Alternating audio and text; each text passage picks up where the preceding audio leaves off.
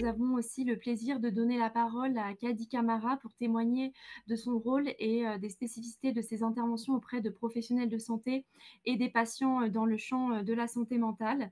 Kady, vous êtes interprète à ISM Interprétariat en Soninké, Dioula, Bambara et Wolof. Vous avez une grande expérience professionnelle d'interprète dans les champs de l'asile, du médico-social et aussi de la santé mentale. Vous êtes également diplômé du DU Médiation en santé, approche transculturelle, processus de médiation de l'Université Paris-Cité. Je vous laisse maintenant la parole pour environ 20 minutes pour partager votre regard et votre expérience afin d'expliquer le rôle de l'interprète aux côtés des soignants et des patients pour soigner les maux de l'esprit, pour nous expliquer aussi ce que la présence de l'interprète apporte dans les soins en santé mentale et comment les interprètes et soignants collaborent en s'adaptant aux troubles psychiques des patients. Merci beaucoup, Kady. Oui, bonjour à toutes, bonjour à tous. Je tiens d'abord à remercier nos intervenants précédents qui ont été vraiment remarquables dans leur expertise, dans leur sensibilité et dans leur partage aussi d'expérience. C'est très, très enrichissant. Euh, donc, ça permet d'offrir en fait ce véritable côté humain d'accompagnement euh, dans, pour les bénéficiaires, en tout cas. Comme tu l'as si bien dit, Laura, je suis interprète, je suis Kady Camara, interprète, donc interprète et médiatrice interculturelle depuis quelques années, notamment en milieu médico-social, hein, dans différentes structures, différentes structures où des personnes arrivent en grande détresse. Ça a été tout d'abord à l'hôpital Avicenne. Donc, j'ai connu les consultations avec Toby Nathan, le centre de Veureux, euh, ensuite les consultations à Avicenne avec le professeur Marie-Rose Moreau, Thierry Bobet, en fait, toute l'équipe d'ethnopsy. Euh, J'interviens aussi parfois au centre Primo Levi, donc je salue Barbara au passage, à la Maison de Solène ainsi qu'au COMED et dans différentes d'autres structures aussi.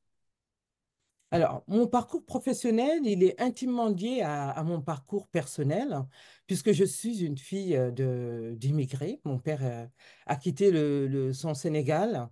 Donc, j'ai quitté mon Sénégal natal avec mes parents. Je suis arrivée ici. Donc, j'avais une mère allophone.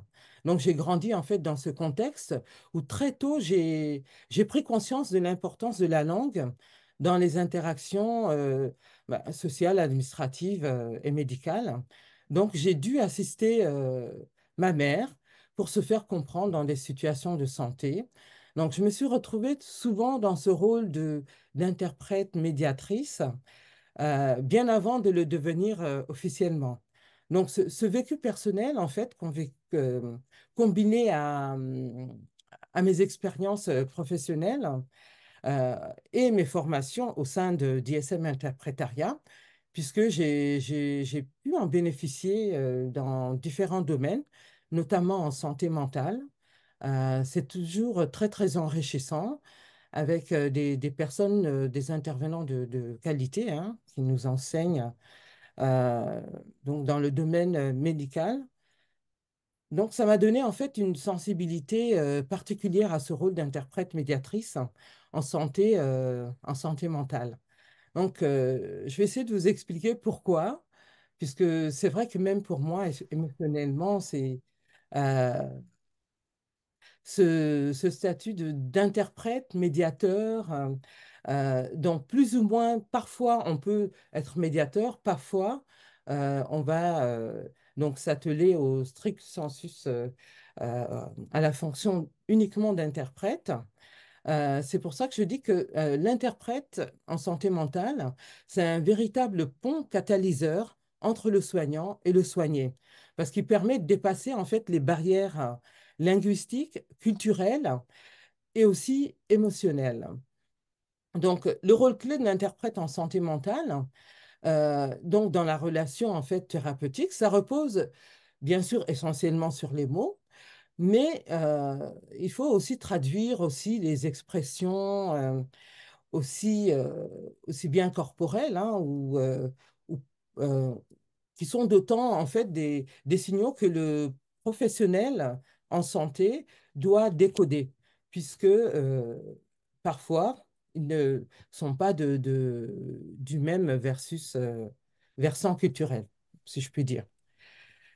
Donc, quand le patient, en fait, il ne maîtrise pas la langue du thérapeute, donc la relation, elle est un petit peu en difficulté, elle est un peu compromise. Donc, c'est pour ça que c'est important. euh, D'où vient là l'intervention de l'interprète médiateur est alors indispensable. Euh, donc, la fonction de base de l'interprète, bien sûr, nous l'avons dit, c'est traduire des mots de manière fidèle et essayer d'être précis et puis d'être neutre, puisque la neutralité, l'impartialité, tout ça, c'est des qualités inhérentes à la fonction d'interprète. Alors, en santé mentale, en fait, il ne s'agit pas seulement de traduire des phrases, il s'agit aussi de transmettre des émotions. Parfois, ce n'est pas évident parce que parfois les émotions sont tabous. Euh, Parfois, c'est tabou de donner ce qu'on ressent. Donc, donc la personne, le patient va en fait s'y prendre autrement. Il va s'y prendre autrement. Et c'est là où entre en jeu en fait le thérapeute, puisqu'il il observe tous ces signes, il observe les mots. euh, et donc, c'est très important de transmettre aussi les émotions, parce que parfois, il y a des douleurs qui sont profondes euh, et c'est pas évident. Il faut essayer de faire que les deux parties, en fait, puissent se comprendre au-delà des mots. Donc, c'est pour ça que c'était très intéressant, donc, l'intervention de nos précédents intervenants. Euh, donc, je me retrouvais parfois dans certaines expériences professionnelles entre les soignants et le soignant et le soigné. Donc, l'interprète aussi est là pour apaiser en fait les malentendus culturels, puisque parfois ça peut déboucher à un malentendu culturel. Euh, Ça peut être parfois par exemple, si on parle de CADA, un intervenant d'un CADA qui accompagne une personne en consultation transculturelle, c'est un lieu aussi où on peut partager tout ça. Euh, c'est pour ça que c'est important de... Il faut différencier les différentes structures. Les structures aussi interviennent différemment, c'est-à-dire soit ça peut être à l'individuel, entre donc le migrant lui-même et le thérapeute, et ça peut être aussi des thérapies de groupe, c'est-à-dire avec plusieurs thérapeutes d'horizons diverses, et donc l'interprète doit traduire pour en fait, pour chaque thérapeute, il doit traduire aussi au patient, euh, traduire aussi ce que disent les différents thérapeutes, puisque ces thérapeutes-là, parfois, ils se révèlent un peu dans la consultation. Ils peuvent donner leurs origines, d'où ils viennent, donner un pan de leur histoire, afin que le patient aussi adhère et puis partage. J'ai oublié de dire que c'est très important, bien avant cela, il faut que l'interprète instaure un climat de confiance. Un climat de confiance qui est vraiment nécessaire, qui est primordial d'ailleurs, si on veut que donc le patient puisse se livrer, puisse parler en toute confiance, à son aise. C'est très, très, très important. D'autre part, en fait, expliquer les différences culturelles aussi, c'est très important. Ce qui veut dire que l'interprète est très à l'aise dans les deux cultures, en fait. C'est pour ça que je dis qu'il crée un pont. Il crée un pont qui fait le lien entre le thérapeute et ainsi que et donc le patient. Qui est, Donc, c'est primordial. Euh, et donc, je vous ai donc parlé de donc, l'instauration de la confiance, hein, en santé mentale, puisque le patient peut avoir peur de se livrer ou avoir honte. Tout ça, c'est des sentiments qu'il peut exprimer quand, une fois que la confiance est installée. Là, euh, il peut donc se livrer. Donc, l'interprète donc est un facilitateur émotionnel, puisqu'il comprend en fait les codes linguistiques, hein, et culturels de part et d'autre. Donc, c'est très important. Donc, par contre, le défi, parfois, c'est pas évident. Euh, L'impact des émotions sur l'interprète, euh, donc, il ne faut pas le négliger aussi, puisque bien qu'il soit là pour traduire, bon, c'est un être humain, hein. C'est un être humain, c'est pas évident de traduire des violences subies, des traumatismes liés à l'exil, euh, ou alors des pensées suicidaires. Tout ça, c'est un milieu émotionnel, en fait, où, bon, je prie de m'excuser, l'interprète peut essayer de mettre une distance afin de pouvoir bien traduire, donc les récits, et aussi respecter la parole et garder en fait cette distance professionnelle. Donc il y a le côté aussi de la gestion des non-dits ou des silences qui n'est pas évident aussi. Et c'est pour ça qu'on travaille en tandem avec le thérapeute. Bien souvent, moi j'ai eu la chance de tomber dans des équipes qui m'ont briefé avant. Donc, j'ai connu la consultation transculturelle dès les années fin 88, donc à Vicenne, c'était tout nouveau. Et pour moi aussi, c'était très nouveau. Et donc, j'ai évolué avec différents thérapeutes. Et, et grâce à ça, en fait, j'ai pu être à l'aise et être mise à l'aise aussi par ces différents thérapeutes, puisque la santé mentale, euh, ce n'est pas évident du tout. Il faut être attentif, il faut donc écouter aussi les hésitations du patient. Et parfois, il se raconte beaucoup. Il y a beaucoup de détails, en fait. C'est ça la difficulté, c'est que une fois la confiance instaurée, donc le patient va il va se livrer. Donc c'est comme si une vanne va s'ouvrir. Donc il va y avoir beaucoup de détails. Donc on va faire face à une profusion de détails. Donc là, l'interprète doit avoir une attention très très accrue pour ne pas oublier certains détails qui sont quand même importants en consultation en santé mentale.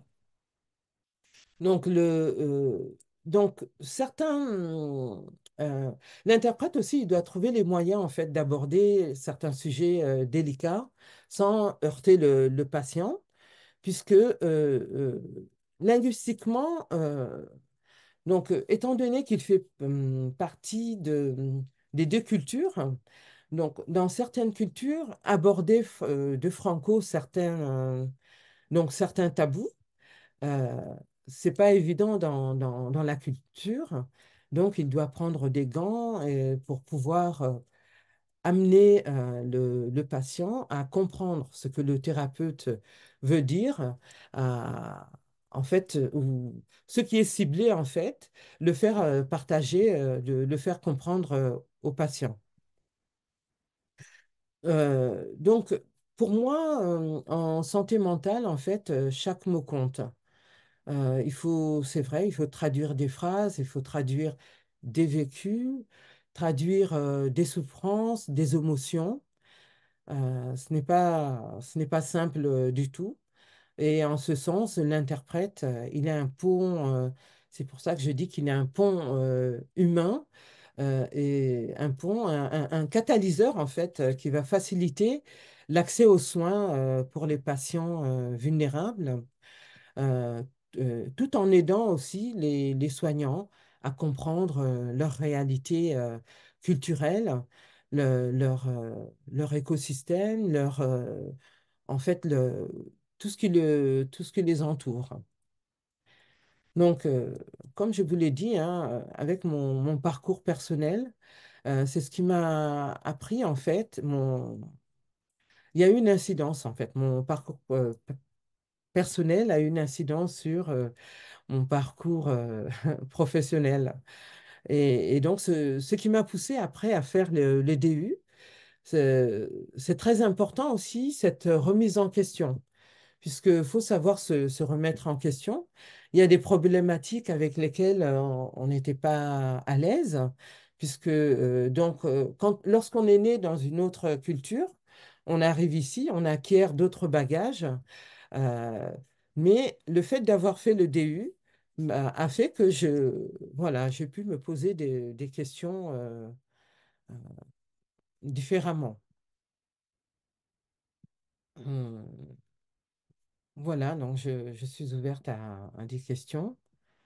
Euh, donc, c'est vrai qu'on s'adapte, hein. Moi, j'adapte ma pratique selon les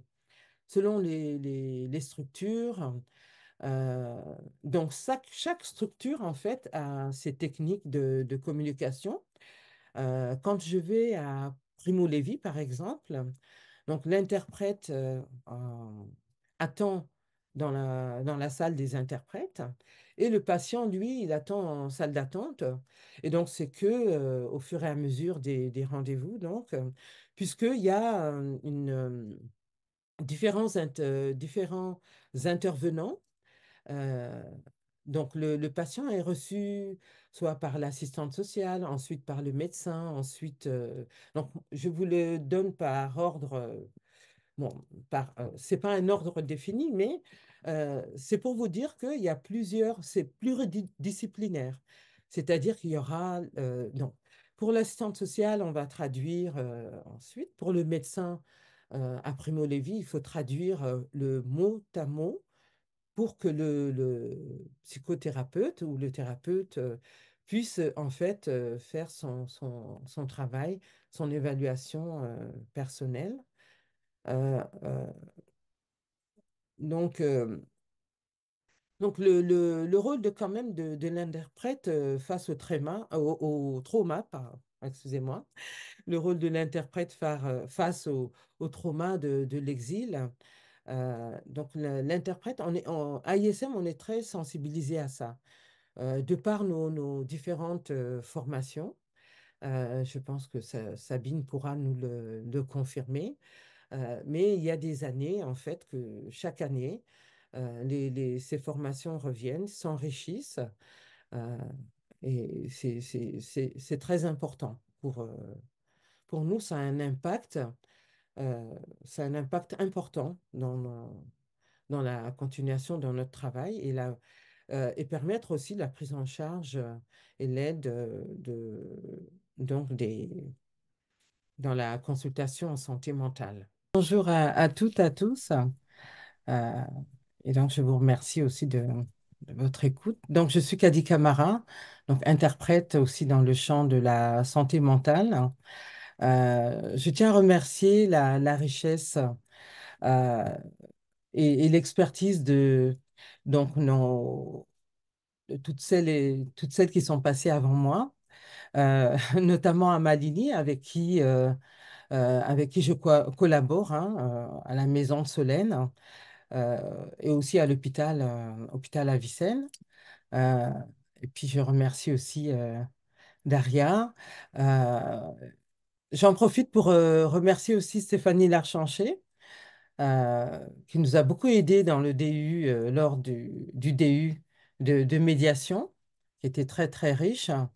Je tiens à toutes les remercier en fait pour leur engagement, pour cette expertise et pour toutes ces contributions en fait qui nous aident et qui nous aiguillent, hein, en fait dans le but d'avoir que ce soit un peu plus collaboratif, hein. Donc voilà, et j'en profite pour remercier Aude et Laura pour Donc, pour ces 2 journées. Donc voilà, je suis interprète en santé mentale et je souhaitais mettre en lumière aussi le rôle crucial de l'interprète qui est un pont, en fait, un pont catalyseur entre soignants et soignés. Euh, Hier, nous avons discuté aussi des compétences, hein. On a bien sûr parlé de l'éthique, la neutralité, l'impartialité, euh, le sens de l'écoute aussi, de cette attention qui doit être constante durant la consultation. Et puis un petit peu d'humilité et de patience aussi, parce que ce n'est pas évident. Ce n'est pas évident. Donc, dans notre pratique quotidienne, en fait, un des principaux enjeux, ça consiste à lever en fait les malentendus qui peuvent surgir, hein, lors des interactions entre le patient ou la structure qui a demandé à collaborer avec, par exemple, le centre de santé mentale. Euh, et donc, chaque échange, en fait, c'est une opportunité pas seulement de traduire que des mots, mais aussi des concepts culturels qui sont aussi teintés d'histoire personnelle, de représentation. euh, et ces représentations, en fait, nous informent, hein, sur la perception de la santé et du bien-être du patient. Euh, Par exemple, si une femme, par exemple, euh, qui a subi en fait des difficultés lors de son parcours, qui arrive ici, et la première personne qu'elle voit, en fait, si elle voit par exemple une infirmière, et l'infirmière appelle l'interprète par téléphone, ça, c'est un cas que j'ai eu. Et donc, la patiente parle de quelque chose qui lui marche dans le corps. La nuit, elle n'arrive pas à dormir parce que elle a des cauchemars et de plus, il y a des choses qui lui... euh, et donc, l'infirmière va dire, par exemple, peut-être qu'elle a des bouffées délirantes. Euh, Et donc, c'est vrai que pour traduire bouffée délirante, parfois, c'est pas évident. Mais lorsqu'on arrive, en fait, dans le champ de la consultation en santé mentale, là, c'est des choses qui sont plus entendables. C'est-à-dire c'est des choses qu'on entend, des choses dont on discute. Et en fait, ça débouche sur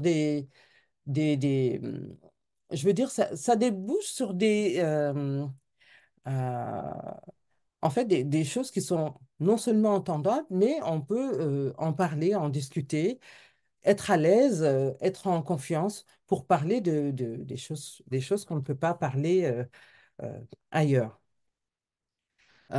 Et donc, pardon. Et donc, chaque patient, en fait, il arrive avec son bagage culturel unique. Ça influence aussi sa manière de s'exprimer, sa compréhension du soin et des soins qui lui sont offerts. Donc, c'est fondamental en fait d'assurer une interaction et qu'il y ait une collaboration en fait fluide entre le patient et le clinicien. Ça ouvre la voie à des soins de meilleure qualité. C'est très important, hein, qu'il y ait un consentement éclairé du soin. Et ça favorise aussi l'adhésion en fait à la thérapeutique. Donc, lorsque un patient se sent compris dans son langage, dans sa culture, bah, il est plus enclin à s'engager en fait activement dans son parcours de soins, comme je l'ai cité. Et donc, on ne peut pas ignorer en fait l'impact des représentations culturelles, ça on s'évertue à le dire, hein, depuis ce matin, parce qu'elles façonnent en fait la manière dont l'individu il perçoit ses symptômes, son état, sa santé et son soin, et le soin qu'on lui propose en fait. En tant qu'interprète, donc, notre rôle est de bâtir un pont culturel, linguistique, et ça permet d'intégrer en fait ces représentations dans ce processus de soin. Donc ce pont, comme je l'ai dit, ce pont catalyseur, ça crée en fait une belle harmonie d'interaction entre le patient et le clinicien. Ça transforme aussi la consultation Les consultations deviennent très riches, du coup. Donc, c'est un véritable échange qui est constructif. Donc, nos interprètes, nous, interprètes médiateurs, au fil du temps, on est témoin en fait de la vulnérabilité de ces patients et on est témoin aussi, des témoins heureux aussi parfois, de l'évolution, de la résilience aussi de ces patients. À force, parfois c'est très bien et on voit la résilience. Par exemple, cette patiente qui est arrivée avec ses cauchemars. euh, Ensuite va pouvoir intégrer que voilà va avoir une force pour avancer. Elle va en fait dire ben voilà, moi j'ai envie de m'investir dans du bénévolat. Et donc ça va vraiment transformer sa façon des choses, son vécu, ses traumas et voilà. Donc, l'interprétation en santé mentale, en fait, ça dépasse les limites de la simple traduction, hein. Donc, ça implique, comme je l'ai dit tout à l'heure, une écoute, une prédisposition à comprendre les nuances culturelles, puisqu'on ne vient pas tous de la même région. Et donc, c'est un engagement, en fait, qui favorise le dialogue inclusif, puisque la personne aussi, dans son parcours de vie, elle a besoin d'être aidée, d'être aiguillée et de voir aussi que, ben moi, interprète comme elle, j'ai été migrante comme elle. Et donc, mon parcours, voilà, que le parcours avance malgré tout. Donc, en agissant aussi comme des médiateurs, on permet de tisser des liens de confiance qui sont essentiels en fait à la réussite des interventions en santé mentale. Donc, en conclusion, je dirais que je vais souligner en fait l'importance de notre rôle d'interprète ou de médiateur. Il y a les deux facettes selon l'enjeu est différent selon les lieux. Et nous ne sommes pas seulement des traducteurs de langue, mais des acteurs clés en fait dans la construction d'une relation de soins. Et comme ça, chaque voix en fait trouve un écho au partage de tout ce système de valeurs, puisque le système de valeurs du pays hôte, comme le système de valeurs du pays d'origine. Donc, ça renforce en fait notre conviction qu'il est essentiel de travailler ensemble et de bâtir des ponts, en fait, des ponts solides pour que chaque patient, en fait, puisse accéder à une prise en charge comme il se doit, une prise en charge qui résonne aussi avec son identité culturelle et avec ses réalités lesquelles il doit composer. Et ainsi, on doit répondre aux besoins des personnes en souffrance et isolement. Je vais vous donner un cas, par exemple, une maman qui est arrivée, qui a eu un parcours assez chaotique avec son enfant. Elle arrive ici et donc son enfant est scolarisé. Elle est prise en charge, donc elle a pu bénéficier d'un SIAO. Mais bien avant ça, elle a eu un parcours chaotique en fait. Prise en charge par le 115, elle a vécu dans plusieurs hôtels. L'enfant est scolarisé, donc scolarisé en maternelle, dernière année de maternelle. Dernière année de maternelle, les acquisitions arrivent difficilement. Et cette dame, en fait, elle se sent... en fait, elle pense qu'on met les projecteurs sur elle parce que elle a des défaillances, elle a des difficultés de la langue, difficultés de comprendre les institutions. Et quand quand ça débouche en fait en consultation en santé mentale, ben, c'est un endroit où on pose ses valises, comme dirait Marie-Rose Moreau, on pose ses valises et on explique en fait tous ces acteurs institutionnels, qui est qui. Pourquoi l'assistante sociale de l'école a fait ce signalement? Pourquoi l'orthophoniste, c'est quoi son rôle? Pourquoi le psychomoteur, le psychomotricien, quel est son rôle à lui? La maîtresse, qu'est-ce qu'elle attend? Qu'est-ce qu'on attend comme acquisition? Et puis c'est le lieu aussi de discuter en fait des, de l'éducation là-bas, l'éducation ici. C'est vrai que là-bas, quand on dit c'est tout un village qui éduque l'enfant, ici, la maman se retrouve toute seule. Et donc, elle doit comprendre en fait les exigences de l'éducation nationale afin de comprendre ça et de composer ce maillon en fait et de collaborer parce que c'est une collaboration nécessaire pour aider l'enfant aussi. Parce que l'enfant aussi, il a le regard de la maman, il a le regard extérieur. Si la maman est à l'aise, l'enfant, il aura confiance et il pourra avancer. Et je pense que après ça, le CP, euh, il pourra être aidé, il pourra être confiant. Tout ça, c'est pour vous dire que tout a une incidence en fait. Et utiliser ce dispositif d'interprétariat ou ce dispositif de médiation est vraiment déterminant, stratégique et vraiment capital. Moi, je dirais c'est décisif pour le parcours et l'intégration donc de nos migrants qui sont là. Voilà, je vous remercie en tout cas de votre écoute et des échanges qui ont été très riches ce matin.